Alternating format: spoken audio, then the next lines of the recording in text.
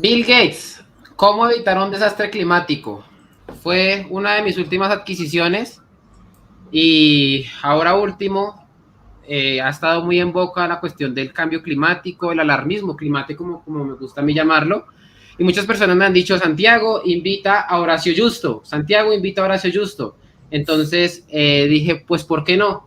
¿Por qué no? Entonces me puse en contacto con Horacio Justo y Horacio Justo me dijo, es que yo conozco al papu de papus del tema del cambio climático y vamos a invitarlo también. Entonces yo le dije, pues con mucho gusto, aquí las puertas de mi canal están siempre abiertas y por eso hemos invitado también a Ignacio. Un saludo tanto a Horacio, cálido abrazo, y también a Ignacio.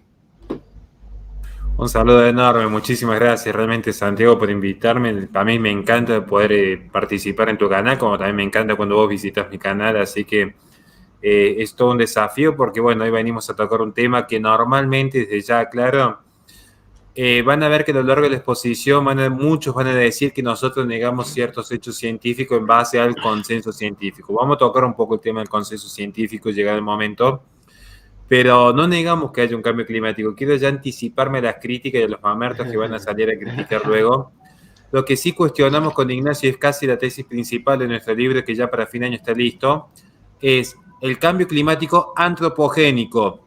Porque es como que a veces los progresistas tienen como ciertos letargos y no saben diferenciar. Lo que tenemos que cuestionar es el cambio climático antropogénico, no el cambio climático per se. Pero bueno, esto es simplemente una pequeña introducción. Así que muchas gracias. Y un saludo enorme a mi amigo personal Ignacio Bosler, que es un gusto poder compartir esta lucha con semejante mente. Bienvenido, Ignacio.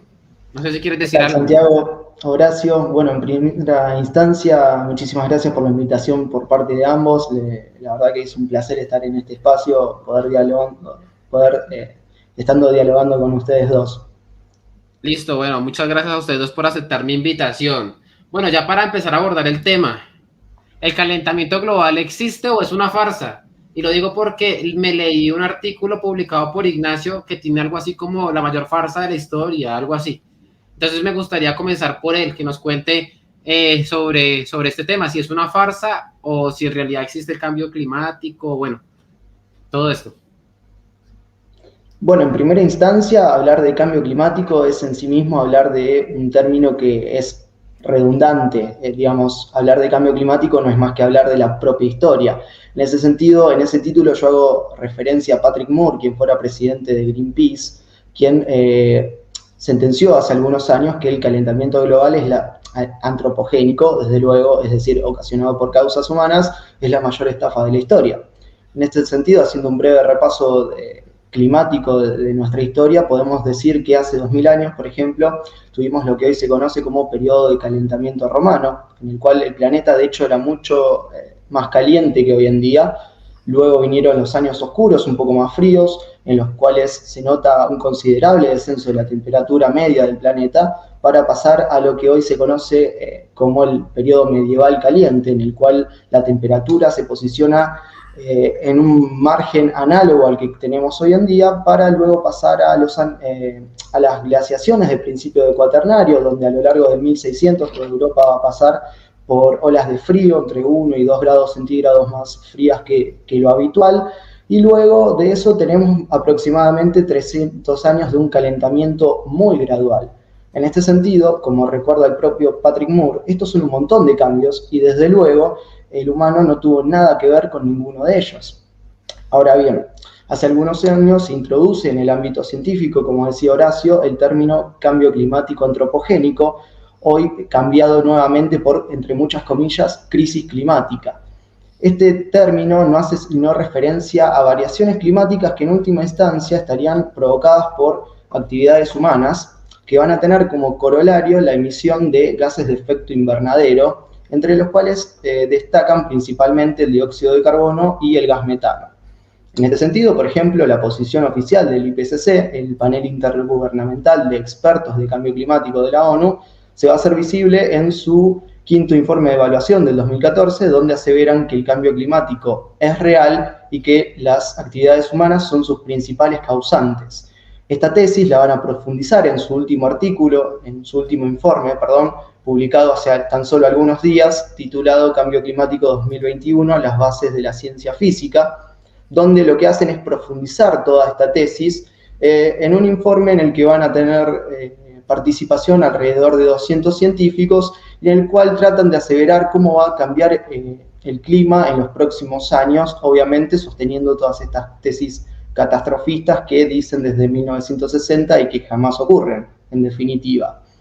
En este sentido, analizando un poco técnicamente toda esta cuestión, podemos dar cuenta de que, por ejemplo, a principios del siglo XX, buena parte del mundo se encontraba en situaciones preindustriales, por lo cual la emisión de gases de efecto invernadero no eran un factor de calentamiento a tener en cuenta.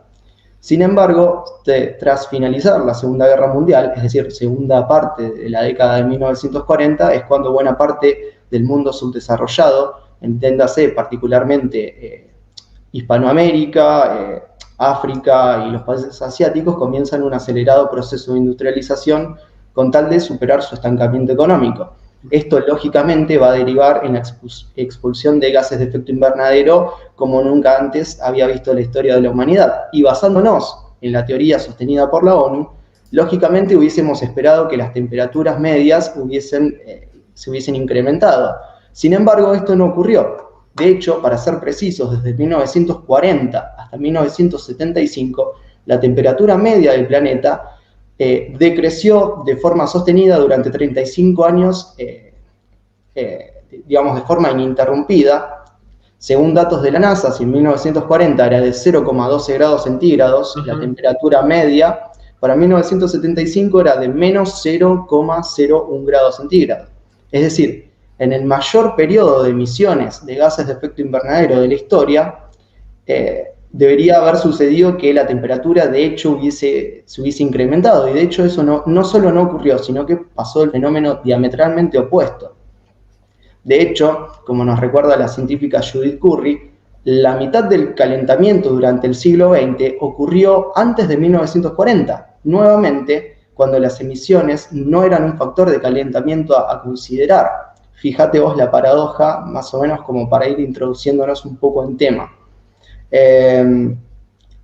Por otro lado, los científicos que, digamos, se corresponden con lo que hoy conocemos como el consenso, sostienen que este incremento de hecho no tuvo lugar porque el océano, es decir, el ente que más dióxido de carbono absorbe de forma natural, justamente haya mitigado los efectos del dióxido de carbono a costa de calentarse a sí mismo. Sin embargo, esto implica ignorar por completo que, como nos recuerda el profesor emérito del Instituto Tecnológico de Massachusetts, Richard Lindzen, de hecho el Ártico era casi tan cálido en 1940 como lo era en 2007. De forma que vemos que esta teoría en efecto no tiene ningún tipo de correspondencia con la realidad. En este sentido, lo que sí tiene una correspondencia notable con los cambios climáticos no son tanto las emisiones de dióxido de carbono, como sostiene la ONU, sino los ciclos de actividad solar, como nos explica el profesor Ian Clark, por ejemplo, del Departamento de Ciencias de la Universidad de Ottawa. Y sin embargo, los ciclos solares últimamente no solo que vienen siendo menos potentes, sino que según la NASA, acabamos de entrar en un ciclo solar que es posiblemente el más débil de los últimos 200 años. Esto a contracara de los vaticinios climáticos de la ONU, por ejemplo, quienes sostienen que de no hacer nada, en efecto en los próximos años la temperatura podría llegar a aumentar en 1,5 grados centígrados. No sé si fui lo más claro posible en este sentido. Ajá, sí. De hecho, yo tengo aquí el nuevo informe de la ONU, que esto ha dado para hablar en estos días, ¿no? Sobre el cambio climático plantea un horizonte alarmante y Greta Thunberg señala a los políticos, ¿no? Y aquí precisamente menciona, ¿no? Que a menos que se produzcan reducciones inmediatas, rápidas y a gran escala las emisiones de dióxido de carbono y otros gases de efecto invernadero, limitar el calentamiento a 1,5 grados centígrados, incluso a 2 grados centígrados, estará fuera de nuestro alcance. Sí, pues, a ver, yo tengo en mente toda la tragedia que nos ha ilustrado Bill Gates en su libro Cómo evitar un desastre climático, y en su primer capítulo, que se llama de 51 millones a cero, pues él dice de forma muy clara, ¿no? Que la única forma para poder evitar todos estos desastres climáticos que se vienen, él lo compara también con el COVID-19, con la cantidad de muertos y con la gripe española, y él dice que el cambio climático va a dejar, mejor dicho, mayor cantidad de muertos y de damnificados y de daños económicos que la propia pandemia. Él intenta hacer directamente esa comparación cuando empieza a sustentar el por qué cero, ¿no? ¿Por qué la única solución con respecto a todo esto es llegar a cero? O sea, ni siquiera es reducir la cantidad de gases de efecto invernadero, sino para él es radicalmente cero, ¿no? Pero bueno, ya para entrar en materia, me gustaría ya otorgarle la palabra a mi amigo Horacio Justo y preguntarle por ese consenso científico, si es que existe tal cosa en temas relacionados al cambio climático, o eso es lo que se nos ha vendido. ¿Qué puedes decirnos con respecto a todo esto? Bien, yo voy a tratar de exponer rápidamente un tema específico del consenso científico y sí voy a tratar de extenderme un poco más luego de tan impresionante ponencia de mi amigo personal Ignacio Bosler, que ha sido más que claro, porque creo que tenemos que analizar un par de ideas que subyacen en los postulados, ¿no? Ajá. En primer lugar, ¿qué es lo que sucede con el consenso científico? Para que la gente lo entienda rápidamente.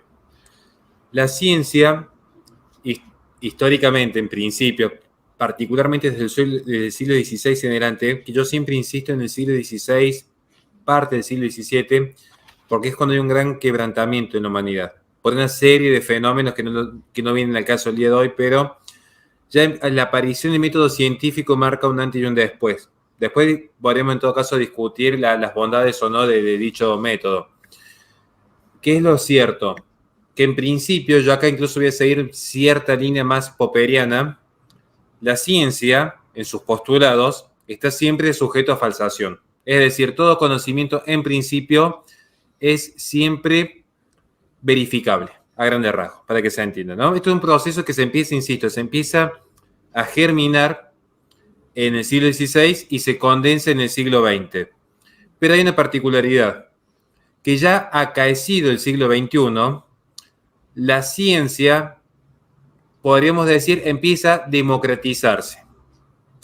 Y en este punto, ya siguiendo un pensamiento post-napoleónico, particularmente post-revolucionario, donde lo bueno, lo bello y lo cierto dependía de mayorías circunstanciales, lo cierto también depende de una mayoría circunstancial. Entonces, si uno se observa, particularmente, y eso lo maneja Ignacio mucho mejor que yo en términos de autores, Jacob Brooks en el 2013 se establece que el consenso científico determina que el 97%, acá vemos que ya no es 100%, sostenían que el cambio climático era antropogénico. Es decir, la actividad del hombre es lo que generaba este cambio climático. Un cambio climático con un tinte claramente negativo. Es decir, porque podría existir un cambio climático que fuese favorable para la humanidad en principio. No, la cuestión que aquí se plantea es un factor negativo dentro del ecosistema a causa de la actividad del hombre. Bueno, esto es rápidamente. ¿Qué es lo que quiero marcar yo? Que la ciencia no depende de lo que digo en la mayoría. Es decir, la mayoría podría decir de repente la Tierra es plana, o, para que no se ofenda ningún terraplanista, la ciencia podría decir la Tierra es redonda. Pero la Tierra va a ser plana o va a ser redonda independientemente de cuántos científicos se pongan de acuerdo. Y eso que todavía no quiero ingresar porque sabemos cómo funciona esta bendita plataforma, si empezamos a indagar respecto a los métodos que han tenido ciertas organizaciones transnacionales en cuanto a la extorsión a ese 3% de científicos que simplemente cuestionan el cambio climático en términos antropogénicos. Insisto, no es que se cuestione la existencia del cambio climático per se, sino que es la actividad inherente del hombre a dicha realización. Ya voy a indagar luego, cuando haya más tiempo, si es que Ignacio no lo aborda, respecto a que incluso en Argentina ya hay científicos que han demostrado que en realidad no estamos padeciendo una crisis climática tal como vociferan algunos intelectuales, entre comillas, de la ONU. Pero acá quiero entrar a este punto que sí quizá me detenga 2 minutos. Las ideas tienen consecuencias, y vaya que las tienen. Y plantear que la idea del cambio climático antropogénico tiene una consecuencia fundamental. Porque esto es muy importante remarcarlo, porque si no, no se va a entender el resto de la exponencia. Si no se entiende esta parte, no se entiende en absoluto lo que dijo previamente Ignacio y lo que vamos a decir posteriormente. ¿Por qué se apela al consenso científico? Y esto ya de por sí tiene que a una persona generarle cierto ruido, el consenso científico. Imagínense una profesora de matemática diciendo que de los 10 docentes que hay, 9 se pusieron de acuerdo que 2 más 2 es 5. Si alguien realmente me quiere venir a debatir, yo con gusto le doy el debate, pero que no me vengan con falacias tan reduccionistas al populum como creer que 9 docentes dijeron que 2 más 2 es 5. O sea, vamos a discutir como señores y con altura, en primer lugar. En segundo lugar, ¿qué es lo que sucede? Bien se sabe, que acabo de empezar a indagar un poco en filosofía, que esto ya lo plantea Lyotard. ¿Qué es lo que caracteriza la posmodernidad? El escepticismo. Esto es un fundamento claro. Y esto, perdón si me extiendo un poco acá, Ignacio, pero quiero dejar en clara esta idea. El escepticismo es lo que marca la posmodernidad. Y en este escepticismo que marca la posmodernidad, hay un tema que es fundamental. Se empieza a tener escepticismo a todo metarrelato político. Entiéndase, el iluminismo, el comunismo, el liberalismo, incluso el cristianismo como eje de poder. Ahora, en una generación totalmente escéptica del metarrelato político, ¿cómo se legitima entonces el poder? Porque el poder en filosofía, al igual que en la física, no genera vacíos. Entonces, es donde aparece una suerte de neutralidad como la ciencia, porque la ciencia, y es lo que le insisto muchas veces al espacio pro vida, la ciencia no es ni pro vida ni pro choice, la ciencia simplemente describe. Entonces, ¿cómo se hace para legitimar el poder? Se toma un campo neutral como la ciencia y se lo convierte en un espacio ideológico. Entonces aparece la expresión ideológica de la ciencia como el cientificismo o de la ecología como el ecologismo. Y en este punto, a su vez, se quiebran los relatos utópicos y lo que aparece son relatos distópicos. Rápidamente, para que sin esta introducción vean cualquier película luego del año 2000, cómo giran siempre en torno a las catástrofes naturales ocasionadas por el hombre. La forma más efectiva de apelar al convencimiento cultural es a través del sentimiento y no de la razón. Me remito a los ejemplos, al sinfín de ejemplos que podemos dar al respecto. Ahora, ¿qué es lo que hay? Estas ideas tienen consecuencias. ¿Por qué? ¿Qué es lo que diferencia al ser humano del animal? Y con esto espero no extenderme tanto. ¿Qué es lo que diferencia rápidamente? Dos elementos fundamentales. La inteligencia y la voluntad. Es lo que permite que el ser humano tenga libre albedrío y el animal no. Yo me imagino la catarata de críticas que van a surgir de algunos animalistas, bienvenidas sean, pero lo cierto es que el animal actúa principalmente por instinto y por costumbre.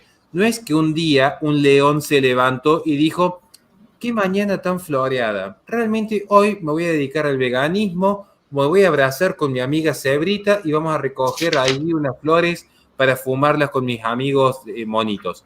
Muy por el contrario, el león actúa en base a su naturaleza. El ser humano sí posee la potestad de elegir qué comer, qué vivir, cómo vivir, cuántos hijos tener, cuántos hijos no tener. Es decir, posee libre albedrío. Luego estará en términos agustinianos si lo hace en forma virtuosa o no. Volviendo al tema. En este punto, lo que hay es que si yo parto que la inteligencia del hombre y la voluntad son inherentes, lo que debe hacer el poder que desea controlar es eliminar justamente estas dos facultades que son las que dotan de libertad al ser humano. Entonces, ¿cómo se elimina? Si yo parto, insisto, si yo parto que la premisa 1 es cambio climático antropogénico y premisa 2, la inteligencia y la voluntad generan que toda actividad del hombre implica transformar la naturaleza, porque esta es la esencia del ser humano y esto es lo que intento marcar, naturalmente el ser humano por el simple hecho de vivir, donde viva va a transformar la naturaleza, va a transformar el sistema en el que se encuentra eyectado. Incluso podemos tocar Heidegger si hay tiempo al final. Premisa, entonces, ¿cuál es la conclusión? Para eliminar el cambio climático antropogénico hay dos formas. O elimino lo que es naturalmente intrínseco en el ser humano, que es su inteligencia y su voluntad, o directamente elimino al ser humano. Y aparece el mito de la sobrepoblación. Mito que, dicho sea de paso, es anterior incluso al propio feminismo, que en todo caso termina siendo una colecta de idiotas útiles. Porque el ecologismo ya con Ernest Haeckel en su aparición ya tiene una visión darwinista de la sociedad. Y cuando se profundiza aparecen luego los tres principales teóricos de lo que es el mito de la sobrepoblación. William Vogt, Garrett Hardin y Paul Ehrlich. Entonces, a partir de estos tres, particularmente con Paul Ehrlich, que es que escribe la bomba demográfica, es cuando desde la ONU se da un salto diametral al abandonar la ciencia que ya venía corrompida desde 1927, hay que recordar quién fue la presidente de Actas, pero que termina politizándose particularmente en las conferencias del Cairo, México y Bucarest. Es decir, en estas 3 conferencias internacionales es cuando se marca abiertamente la necesidad de un control demográfico. Un control demográfico que retoma parte de las tesis malthusianas, pero que se consolida a través de un metarrelato ecologista. Y aquí donde va a aparecer claramente Greta Thunberg, como toda religión verde tiene sus profetas, porque el ecologismo es una religión pagana desde mi punto de vista, pero que aparecen con sus profetas, Greta Thunberg, Al Gore, Ivan Illich, Brendan Dominic, Alexandra Ocasio-Cortez. Ocasio-Cortez. Claro. Entonces, con esto ya quería simplemente finalizar, decir, luego veremos que claramente el miedo se impone. Esto es lo que cada uno puede observar en su propio hogar. Yo les dije cuando escribí, esto está, por suerte lo tengo ya en mi libro que sale, se imprime esta misma semana, en un capítulo, recuerden que incluso este capítulo lo había escrito el año pasado, fíjense, lo había escrito el año pasado, en 2020, donde yo puse, la pandemia va a pasar, pero la forma de segregación y atomización va a quedar en base a las políticas de miedo. Yo lo que es la política y gestión del miedo en términos internacionales le dedico un capítulo entero en mi libro. Y fíjense que hoy me encontré con una noticia muy particular, porque vuelvo a la oficina, como buen padre de familia, me cito a tomar unos mates con mi hija, y cuando estaba viendo el noticiero en un instante, me llamó la atención no solamente un titular que vi que decía la crisis climática, sino que ya se empiezan a anotar los muertos que va a generar dicha crisis climática. Entonces, problemas globales requieren soluciones globales, y esta es la nueva ordenanza mundial. Ya con esto finalizo y quería simplemente dejar esta reflexión. Perdón si me he extendido. Así es, no, creo muy claro todo lo que menciona. Bueno, antes de continuar, para volverle a dar la palabra a Ignacio, agradecerle a Sebastián por el superchat. Nos dice, tantos documentales donde se enseña el deshielo polar, ¿cómo podría desvirtuarse estas supuestas pruebas irrefutables según el progresismo? Bueno, para allá voy. Según lo que entiendo, se me cerró la página donde ya la encontré. Bueno, según lo que entiendo, yo creo que hay 2 formas de contemplar este problema. Yo creo que uno es directamente diciendo que el cambio climático o el calentamiento global es por causas antropogénicas, no son por causas antropogénicas, sino por causas naturales. O podría estar la otra razón, que dicen que sí que el cambio climático existe, el calentamiento global sí que existe, pero que esa es la posición que tiene, por ejemplo, Bill Gates y otras personas más. Bill Gates como tal, no, porque no le echa la culpa directamente a China, pero en el gráfico que coloca en su libro, deja muy evidente, ¿no?, que China es probablemente el país que más gases de efecto invernadero expulsa a la atmósfera, ¿no?, seguido de Estados Unidos, la Unión Europea, la África subsahariana y por último India, sin contar pues los países de Hispanoamérica, ¿no? Aunque él más adelante pues dice que no importa que nosotros no estemos, o sea, que no nos podemos comparar a China, que también debemos tener una conciencia con respecto a todo esto, porque la idea es llegar a 0 en cuanto a toneladas de gases de efecto invernadero lanzados a la atmósfera. Mi pregunta es, ¿cuál debería ser la posición correcta, no? Porque yo por un lado me he topado con personas que dicen el cambio climático sí que existe, pero la culpa es de China y de India, y si ellos no se comprometen, de China, India y Norteamérica, si ellos no se comprometen, no hay nada que nosotros podamos hacer, o directamente pues adjudicarle el tema del calentamiento global pues a la naturaleza como tal, ¿no? Pues a todo lo demás. No sé qué nos puedes contar, Ignacio, con respecto a todo esto, porque a mí la verdad yo todavía no tengo muy claro cuál debería ser la posición. Por eso es que los he invitado, ¿no? Porque pues ustedes ya llevan más tiempo con todo esto, así que adelante. Bueno, vamos por partes, porque fueron varias preguntas y muchos temas para abordar en primera instancia. Vamos por partes.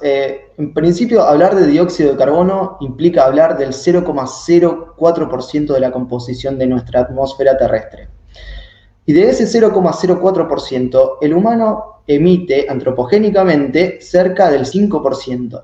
Esto, en palabras del profesor González Corripio, quien de hecho ha trabajado con estudios de la NASA, por ejemplo, es poco más que lo que emite la población mundial de termitas, como para ver lo ínfimo de lo que estamos hablando en definitiva. ¿Bien? Hay que comprender que en primera instancia el clima no es un sistema cerrado que uno puede ver desde un laboratorio, sino que interfieren varias variables que todavía no podemos medir con esa exactitud que nos promete el IPCC, y justamente es por esto que todos los vaticinios climáticos que han realizado han fallado hasta la fecha. Bien, recuerdo, por ejemplo, Al Gore en 2009, en plena cumbre climática de la ONU, cuando dijo que el hielo del océano glaciar ártico iba a desaparecer para el verano de los años 2014 a 2016. Sin embargo, en 2014, la capa de hielo del Ártico medía aproximadamente 4,14 millones de kilómetros cuadrados, un 21% más gruesa de lo que había sido en 2012, por ejemplo, para volver a crecer en 2017 a 4,64 millones de kilómetros cuadrados. Otro de los vaticinios que también prometían el deshielo del Ártico era del profesor Wisław Maslowski, por ejemplo, que había dicho que en 2013 la capa de hielo del Ártico también iba a desaparecer. Sin embargo, el hielo sigue ahí y ya pasaron todas estas fechas previstas. Eso por un lado. Por otra parte, cabe destacar la situación de Groenlandia. Como dijimos al principio, hace 500 años Groenlandia de hecho era mucho más cálida que hoy en día, y son las glaciaciones del año 1600 las que van a conducir a los vikingos fuera de ahí, y de hecho, como digo, su temperatura era mucho más elevada que lo que es hoy en día. De hecho, su propio nombre danés, Grunland, significa tierra verde. Eso por un lado. De hecho, un punto frío descubierto en 2011 por científicos daneses da cuenta de que el deshielo en Groenlandia, por ejemplo, fue otro mito. Bien. Cerrando el tema de los gases de efecto invernadero, como explica Tim Patterson, paleoclimatólogo canadiense, no se puede decir que el dióxido de carbono en la atmósfera tenga una correlación con la temperatura de la Tierra, porque de hecho, cuando los niveles eran 10 veces más altos que hoy, la Tierra se encontraba en su punto frío absoluto de los últimos 450 millones de años. Bien, no sé si fui claro en la respuesta. Ok, vale, me queda claro. Bueno, me gustó muchísimo, no sé si ahora se quiere agregar algo que lo dé un poco inquieto. Sí, quería aprovechar ya que estábamos hablando un poquito del fenómeno de China, porque bien se sabe que es uno de los países más contaminantes. No quería dejar pasar esta oportunidad, ya que vamos a hablar un poquito de nuestros camaradas progresistas, porque en la última cumbre climática, curiosamente, una de las principales voceras que hoy parece que está más preocupada por posar para revistas de moda, criticando la industria de la moda, vaya paradoja, ¿no? No se presentó. Es decir, la activista sueca de repente en tiempos de campaña incluso hizo más campaña por el candidato demócrata que por el candidato verde. Son cosas que al día de hoy sorprenden enormemente. Aprovechando de hacer un poco de publicidad, a mi propio canal hace poco hice una suerte de mini documental mostrando el vínculo entre la interrupción voluntaria de ya saben qué es lo que lleva la mujer en su vientre y el ecologismo. Pero quería aprovechar si podíamos, Ignacio, ya que estamos para que no se nos pase, comentarles un poco tu ensayo sobre cómo China, el país más contaminante del mundo, posee el control, no me acuerdo si el 62 o el 72% para el desarrollo de las energías verdes. Creo que un dato, y después de eso quería hacer un pequeño acote en ese punto, luego que exponga Ignacio, que es un tema no menor de China. Adelante. Bueno, sí, Horacio. De hecho, ya hay una actualización. A pleno agosto de 2021, China controla el 75% del comercio mundial de los denominados metales raros. Para hacer una simplificación de todo el tema, los metales raros son una lista de 17 elementos químicos evaluados en la tabla periódica, los cuales son fundamentales para la creación, como bien dijo Horacio, de todo lo que respecta a las tecnologías verdes, es decir, paneles solares, turbinas eléctricas, eólicas, cualquier tipo de energía verde que se conozca hoy en día requiere precisamente metales raros. Por lo cual, China, teniendo una posición casi monopólica en este mercado, lógicamente se ve favorecida. Y esto, de hecho, no es un fenómeno moderno. Ya podemos remontarnos a 2012, cuando la administración Obama denunció esta situación ante la OCDE, por ejemplo, ya que China aprovechaba este tipo de cuestiones que son fundamentales, por ejemplo, para lo que respecta a la seguridad nacional de los Estados Unidos, ya que digamos, todos estos elementos en definitiva son sustanciales para la creación de todo lo que, digamos, respecta a la defensa nacional, al margen de que están, digamos, en cualquier tipo de aparato tecnológico que conocemos hoy en día. Y ahí quería aprovechar, ya que estamos hablando del fenómeno de China, que curiosamente es uno de los países más contaminantes. Actualmente se observa una serie de informes que presenta, particularmente en el Congreso, dentro de lo que es el ala republicana, pido disculpas, en torno a la preocupación, porque si algo caracteriza la administración Biden,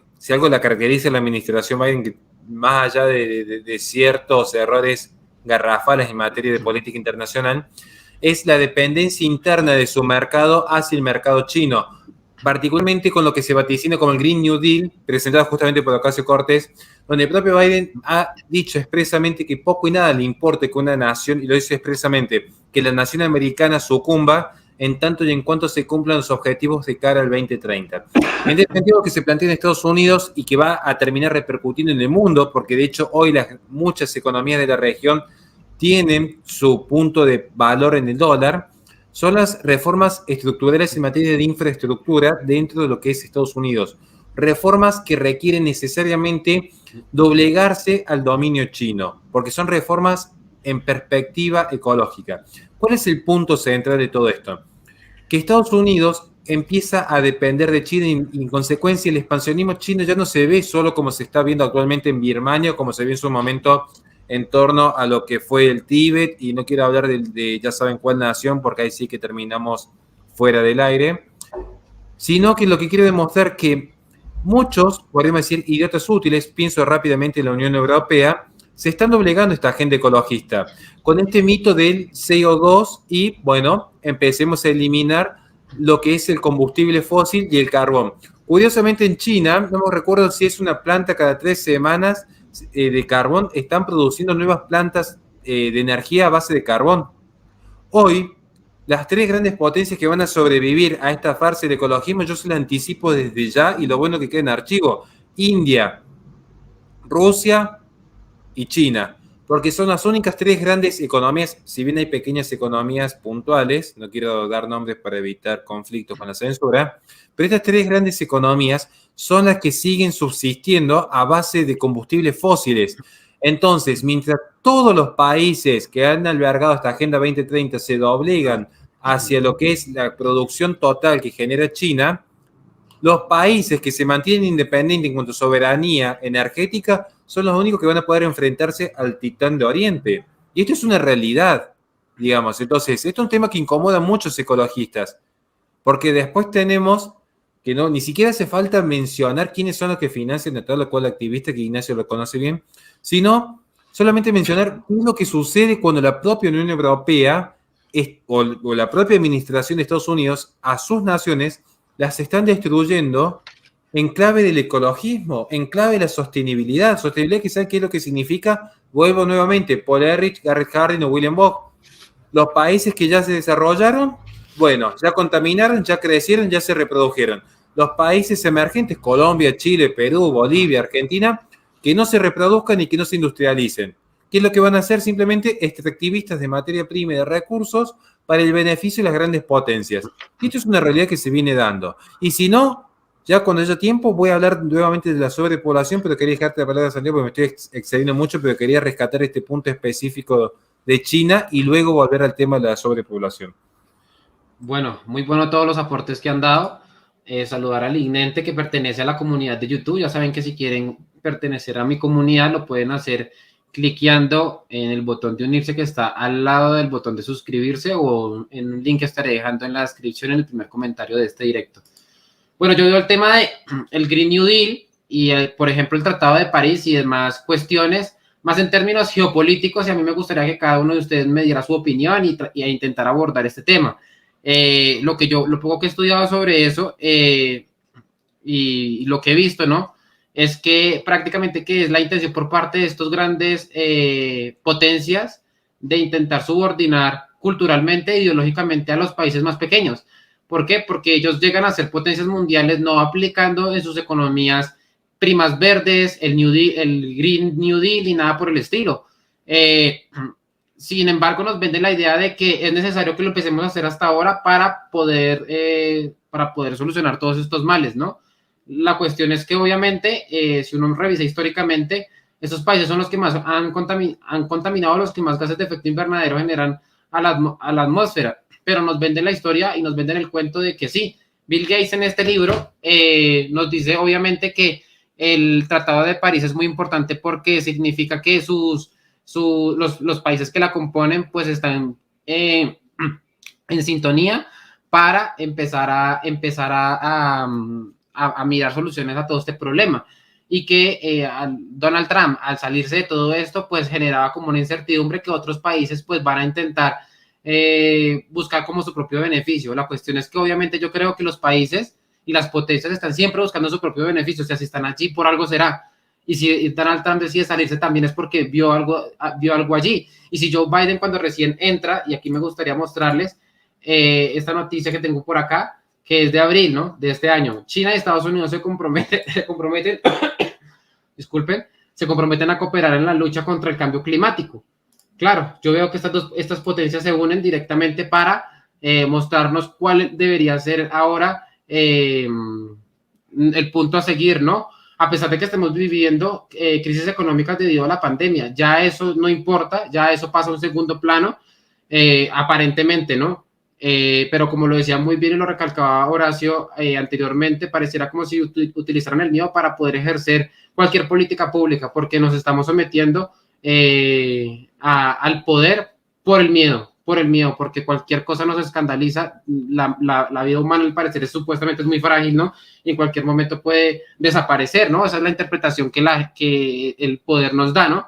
Entonces, claro, necesitan poder hacer comparaciones entre cambio climático, desforestaciones, sequías, inundaciones, etcétera, etcétera, etcétera, como para que la gente entienda que si le tenemos miedo al COVID-19, pues con el cambio climático será aún peor, ¿no? Pues eso es lo que yo veo, y de hecho Bill Gates, yo creo que eso es un buen panfleto, es decir, es un buen panfleto porque empieza, y yo creo que cualquier libro que quiera venderse y que quiera cumplir con su objetivo debe necesariamente comenzar de esa forma, ¿no? Atacando ese punto de dolor, pero atacándolo de forma concisa y metiendo toda la información y todo lo que ellos necesiten para que la gente comprenda de una vez por todas de que esto es un problema grave y más de lo que la gente cree, y que nos vamos a morir, y empiezan a hacer datos comparativos con pandemia, como porque es lo que tenemos más presente, porque es lo que tenemos más vivo.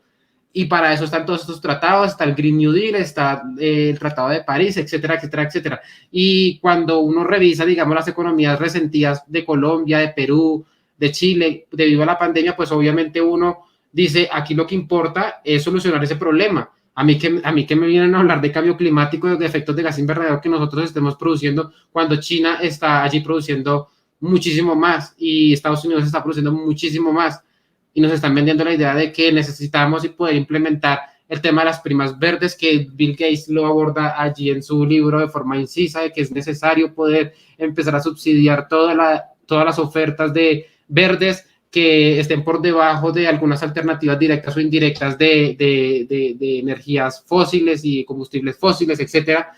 Bueno, este tipo lo tiene todo muy claro. Imagínese uno intentar llevar adelante toda esta información y esta política pública, porque él lo menciona a través de subsidios, pero subsidios dados por el gobierno en países, para después, bueno, poder abordar otros temas que tengo por aquí anotados, y espero no se nos alargue más de la hora. Ignacio sabe mucho del Green New Deal, así que yo creo que esa es la palabra. Lo vi. Y en todo caso yo voy a hacer una salvedad respecto a la Unión Europea, China y Estados Unidos rápidamente, pero creo que Ignacio es el que más conoce de este tema. Ignacio, yo me leí el artículo que escribió sobre el Green New Deal, ¿no? Sobre Ocasio-Cortez, sobre toda esta gente que está llevando adelante esta política, así que adelante. Bueno, en principio una respuesta que es compartida en realidad, tanto para el Tratado de París como para el Green New Deal. Quien dice que estos dos son ineficientes en términos climáticos no soy yo, sino que es la propia Fundación Ecológica Universal, que de hecho es una fundación que sostiene la propia teoría de cambio climático antropogénico, y que aún así dice que ambos son totalmente ineficientes, y que no solo que no van a detener el cambio climático, digamos, si este fuese realmente producido por humanos, sino que incluso van a hacer que la temperatura global siga aumentando, de forma que aunque uno adhiera a esta teoría que es totalmente errónea, incluso así terminan concluyendo que son ineficientes. Por otro lado, como vos bien decías, Santiago, bueno, el mayor logro de ambas, digamos, políticas es aumentar poder, porque en términos climáticos son por demás ineficientes. En este sentido, yo creo que lo más enriquecedor que tiene, digamos, entre muchas comillas, el Green New Deal es la articulación que hace la izquierda entre distintos sujetos revolucionarios, entiéndase, inmigración masiva, feminismo, digamos, la eliminación de los hijos. Justamente creo que esto es lo más rico teóricamente que tiene, en tanto que se legitima, por ejemplo, la inmigración musulmana al resto de Europa y América Latina, bajo la excusa de que en estos países se sufren muchísimo más las consecuencias climáticas, de forma que terminan, digamos, favoreciendo esta inmigración de personas que viven en un contexto y en una cultura diametralmente opuesta a lo que sostiene Occidente, al menos hasta el día de hoy. Y justamente por eso es que estas personas generalmente no se terminan de adaptar correctamente y se forman lo que hoy conocemos como guetos. De esto Francia, por ejemplo, nos da prueba suficiente como para entender este tipo de cuestiones, al mismo tiempo que se favorece y viene acompañada, por ejemplo, por lo que bien decía Horacio, que es el control de la natalidad. En este sentido, trazando una analogía con el libro de Bill Gates, él lo dice muy claramente. La totalidad de actividades humanas a día de hoy emiten dióxido de carbono, de forma que, como decía Horacio, en definitiva tenemos que eliminar la causa. Y no olvidemos en este sentido, por ejemplo, que el padre de Bill Gates fue director nacional de la red de clínicas más importante de Estados Unidos. O sea, digamos, esta familia ya tiene experiencia en este tipo de políticas. Y por otro lado, no olvidemos, por ejemplo, que la IPPF es una de las 12 megacorporaciones que está detrás del Acuerdo de París para el cambio climático. De hecho, hicieron tanto lobby y tanta presión que en uno de los espacios legales del Acuerdo de París se trata digamos, el derecho a la salud reproductiva como uno de los derechos más importantes de cara a enfrentar, digamos, la crisis climática. No sé si Horacio quiere continuar por ese lado. Perfecto. Lo que es específicamente, por cómo estamos de tiempo, lo que es específicamente control de natalidad casi quedaría para una conferencia entera de los tres, digamos. Lo que es específicamente, porque es un tema muy complejo, tendría que empezar a hablar desde la visión de William Bogg en adelante, cómo repercute en cada conferencia internacional, qué temas se tratan, porque el tema de los derechos sexuales y reproductivos van íntimamente ligados a la agenda ecologista, íntimamente ligados. De hecho, lo que le dedico el último documental que hago para mi canal, aportando las fuentes, sacando capturas de pantalla, transcribiendo testimonios. Sí quería tocar un par de temas muy específicos, ya que hablamos de la geopolítica, que fue la pregunta inicial de Santiago. Voy a empezar por China, digamos, ¿no? Quiero decir lo siguiente, a ver. Esto es una paradoja, digamos, porque el relato, acá más yo me imagino la cara de algún liberal escuchando esto, pero bueno, sepan que los queremos mucho, pero en realidad estas agendas verdes, curiosamente, empiezan en plena era de un capitalismo con conciencia social, básicamente. Bien, algunos dicen, capitalismo, hay distintas versiones, o un capitalismo despiertado, como dicen algunos, saben a qué me refiero, ¿no? Curiosamente empieza en Occidente, pero es financiado netamente desde su origen por China, digamos. Que como bien explicamos en su momento, papá, lo explicó en realidad Ignacio Bosler, era por la posesión específica de la producción de lo que son estos metales raros, que es lo que permiten el desarrollo de las energías verdes, digo. Entonces, cuando se habla de cumplir con los mandatos ecológicos que establece la ONU y que los despliega mediáticamente todo el metacapitalismo, lo que se está viendo es que en realidad muchas naciones, como particularmente Estados Unidos, para poder, por ejemplo, fabricar los paneles solares, tienen que abastecerse directamente del mercado chino. Es decir, tienen que abastecerse del mercado más contaminante del planeta.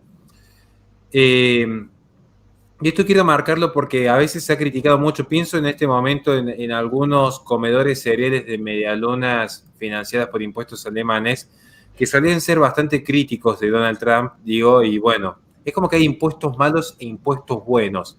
Si vienen los alemanes para pagar medialunas, son buenos. Es como cosas raras que presenta este ambiente tuitero. Pero recuerdo que eran muy críticos de Trump. Es más, hay una referente liberal que también le dedicó no me acuerdo si le dedicó un libro o dos, o le menciona un pasaje criticando a Donald Trump. ¿Por qué Donald Trump no es liberal y por qué Donald Trump era el cuco? Lo que sucede es que, bueno, Donald Trump en realidad en su gestión termina en el año 2019 con un superávit en desarrollo de energía, algo que no se suele decir, digamos, ¿no? Esto le permitía cierta independencia de cara a los demás países, particularmente la agenda ecologista. De hecho, él cuando se retira del Tratado de París había logrado una de las bajas más importantes en materia de emisión, y él lo que sostiene es por qué las empresas nacionales tienen que estar financiando a empresas deficitarias que nada invierten para reducir lo que es la contaminación. Particularmente lo dirigía a China, que era su principal enemigo, pero también teniendo un cierto resguardo en la India. Y cuidado que a veces la India está pasando muy por debajo del radar de muchos intelectuales y va a dar sus sorpresas de acá a 2 años. Entonces, esto quería tocarlo, no extenderme tanto quizás con China, pero sí dejar en claro que tiene su vericueto. Hay otro tema que también quiero tocar, vinculado ya más a lo que es la geopolítica, particularmente lo que es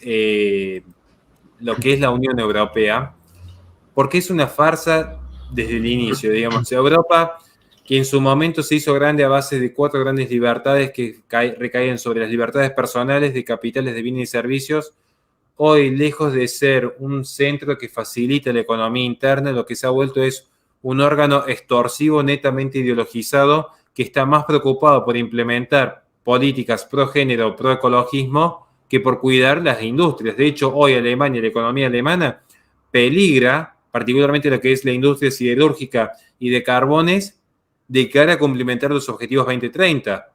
Y los que están, los burócratas al frente, son conscientes del daño que se genera, los índices de pobreza que va a generar al tener la infraestructura en la nación. Pero lo importante es congraciarse con la economía más contaminante del planeta, claramente. Y ya para finalizar, porque queremos ser prudentes también con el tiempo, estaba en la duda si hacer una reflexión sobre la población o sobre lo que es la extorsión cultural, pero bueno, voy a hablar de la sobrepoblación y si hay tiempo en alguna pregunta tocaré específicamente la extorsión cultural del ecologismo, pero sería como irnos un poco de tema.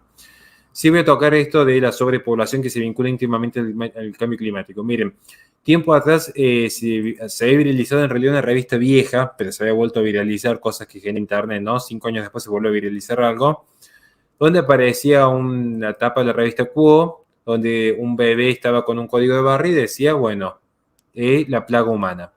En realidad la nota era una nota bastante simple, era una nota que le habían hecho a Les Knight, que era fundador del movimiento por la extinción humana voluntaria, pero esto permitió que mucha gente empiece a tomar conciencia que hay detrás del ecologismo, que es básicamente el reflotar los mitos ilustrados, unos mitos ilustrados que ya se venían dando desde la Revolución Francesa, pero que empiezan a acrecentarse ideológicamente ya en el siglo XX, y que tienen a la cabeza a personajes como William Bogart, Harding o Polenrich, donde todos van a coincidir esencialmente que la vida de los comunes, la vida de la población media, la vida de los pobres, la proliferación de las familias, el dar nuevas vidas al mundo, iban a generar un desastre climático, porque de repente ya no iban a existir los recursos necesarios para todos. Y esto es de la causa del caos, las hambrunas y las guerras.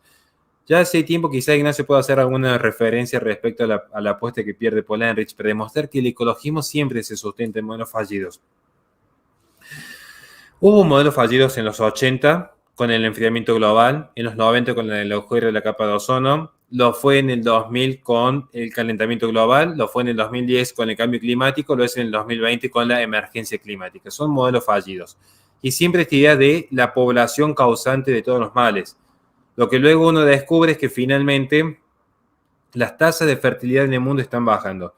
Y yo quería cerrar justamente esta ponencia con este mensaje que yo sé que quizás le pueda molestar a más de uno, pero creo que es necesario que la gente tome conciencia. Mucha gente cree que cuando se habla de control demográfico, que no dudo que existe, que de hecho existe y en forma muy profunda, se hace a través de un poder disciplinario y particularmente a través de esa práctica médica que implica aniquilar una vida en el vientre materno. Muchos creen que se trata de eso, de hecho no es así. Yo siempre que me pasa cuando tengo que presentar una conferencia, y lo dice alguien que trabaja en las realidades más cruentas y crudas de mi ciudad, porque estoy allí todas las semanas, no es tan común encontrar una mujer que termina con su embarazo. ¿Saben que sí es común encontrar gente de 30 o 40 años que han sustituido sus hijos por perros, que han decidido priorizar su carrera profesional antes que formar familia, que incluso uno cuando observa la cultura de child free que emerge en Inglaterra, poco y nada tiene que ver con la cultura del pañuelo verde, porque ellos en realidad no es que están favoreciendo eliminar un embarazo, dicen, no, queremos una sociedad libre de niños. Uno ve el fenómeno de los hombres herbívoros en Japón y poco y nada tiene que ver con el feminismo. Y uno observa que en Occidente las tasas de fertilidad están cayendo abruptamente. Tasas de fertilidad que si caen por debajo del 2,1 va a generar para el 2100 la extinción de naciones enteras, con lo que implica luego la inmigración sustitutiva en su reemplazo, ¿no? Entonces, esto creo que es importante porque el verdadero poder no es el poder disciplinario, sino el poder de autodisciplina en nombre de la liberación absoluta. Lo que se está viendo actualmente en Occidente es que la verdadera forma de control demográfico que subsiste esta idea de la sobrepoblación es haber engañado tantas mentes creyendo que es ético no tener hijos. Y sobre esto voy a cerrar con un concepto muy simple para que se entienda por qué defiendo que la sobrepoblación es un mito. A partir del estudio de Roslin, hay que saber diferenciar sobrepoblación a densidad demográfica. Que claramente que Alemania no posee un cuadro similar al de Colombia. Mucha gente dice, miren la sobrepoblación de Colombia. En realidad lo que hay en Colombia es una concentración en las grandes urbes. Y uno observa la distribución demográfica de Alemania, que tiene el doble de población en un tercio del territorio que posee Colombia, y sin embargo no se ve la misma densidad demográfica. Entiéndase, lo que dice el ecologista es, hay mucha gente apretada en el departamento, ¿qué hacemos? ¿Ocupamos el resto de los departamentos? No, que el resto de los departamentos queden para Bill Gates, Al Gore y Greta Thunberg. Si hay mucha gente en este departamento, los que sobran lo empecemos a tirar por el balcón. Y hay gente que se ha comprado ese cuento. Hay gente que realmente sigue creyendo estas mentiras. Muchas gracias. Bien, bueno, ya para acabar me gustaría darle la palabra a Ignacio y que ojalá, no sé, pueda agregarnos algo con respecto a todo esto y comentarnos, bueno, una pequeña cosa que vi en uno de sus escritos, ¿no? Esa apuesta que tuvieron ahí Ulrich con otro, creo que eran dos economistas, ¿no? Muy utilitarios, digo yo. No sé si mi interpretación con respecto a todo esto es errónea, pero básicamente lo que en el fondo hay de todo esto es que, bueno, mucha población mundial va a terminar acabando con los recursos naturales y bueno, esto va a ser muy contraproducente y necesitamos hacer algo, ¿no? Necesitamos hacer algo porque sin recursos naturales pues nos vamos a morir. No sé si puedes agregarnos algo con respecto a eso y también complementar pues lo que ya ahora ha hablado para cerrar, ¿no? Sí, por supuesto. Bueno, bien Horacio trazó la distinción entre sobrepoblación y densidad demográfica. Lo cierto es que si nos basamos en la densidad demográfica, por ejemplo, tomando una dimensión de aproximadamente 100 metros cuadrados, es decir, una densidad demográfica como la que tienen ciudades como Nueva York, lo cierto es que la población mundial del año 2017 al menos entraba en el estado de Texas, como para darnos una idea de que cuánto ocuparía más o menos la población mundial, absolutamente nada. En este sentido, la definición de sobrepoblación que yo particularmente utilizo siempre es la de Paul Ehrlich, escritor tanto de la bomba demográfica como de la explosión demográfica en la década de los 90, que él básicamente dice, bueno, hay sobrepoblación en definitiva cuando se supera la capacidad de carga de un ecosistema. Esto es cuando básicamente los recursos, cuando se agotan los recursos no renovables y los recursos renovables se convierten en no renovables justamente. En una palabra, cuando se agotan absolutamente todos los recursos. De hecho, esto jamás ocurrió. Según The Economist, el precio de las principales materias primas se redujo casi a la mitad de 1873 a 2010, a pesar de un incremento demográfico de más de 3.000 millones de personas aproximadamente. Volviendo sobre la apuesta que jugaron Julian Simon, un economista estadounidense, con Paul Ehrlich, justamente, Simon lo retó a elegir una canasta básica de 5 metales que él creyera que se iban a agotar por ser justamente fundamentales para la economía, de forma que Ehrlich eligió cobre, estaño, níquel, tungsteno y alguno más que ahora se me está perdiendo, y le dio un lapso de tiempo de 10 años, de forma que si estos metales incrementaban su valor, sería prueba de que se estaban agotando, y si por el contrario Simon ganaba y los metales eran más económicos, bueno, Ehrlich tendría que jugar la apuesta y no volver a, digamos, corregir sus postulados justamente, de forma que para 1990, 10 años después de que inició la apuesta, a pesar de un incremento demográfico de 800.000 millones de personas en el mundo, el valor de estas 5 materias primas en promedio había bajado un 45%. Y esto no es todo. Para 2016, la Universidad Metodista del Sur de los Estados Unidos retoma esta apuesta y concluye que estas materias primas eran todavía un 22% más baratas en 2016 de lo que eran en 1990. Esto básicamente ocurre porque no nos interesan en efecto los recursos como tales, sino por lo que nuestra capacidad de innovación, digamos, nos permite realizar con ello. En este sentido, por ejemplo, no sé, tomo las piedras de coltán en África, hace algunas décadas no tenían ningún tipo de valor, y sin embargo, hoy en día son altamente preciadas, digamos, porque justamente en los aparatos tecnológicos cumplen una función fundamental. Y sin embargo, África, que estuvo cargada durante miles de años de las mismas, sus habitantes no le daban ningún tipo de valor. Muy bien, muy bien. Bueno, listo. Les agradezco muchísimo por su participación. Yo creo que queda para una próxima participación hablarlo de la cuestión a profundidad de el control, pues, poblacional y la agenda, pues, ecologista y demás, y del cambio climático, y relacionado también con, pues, con el exterminio en el vientre materno, ¿no? Que yo creo que todo eso está muy, muy, muy, muy relacionado, ¿no? También con el tema de la humanización de los animales, ¿no? Otorgarle derechos a la vida no humana, que también es algo que viene muy, muy, muy relacionado con todo esto. Pero bueno, no sé si Horacio e Ignacio quieren agregar ya, pues no sé, cualquier cosa para terminar.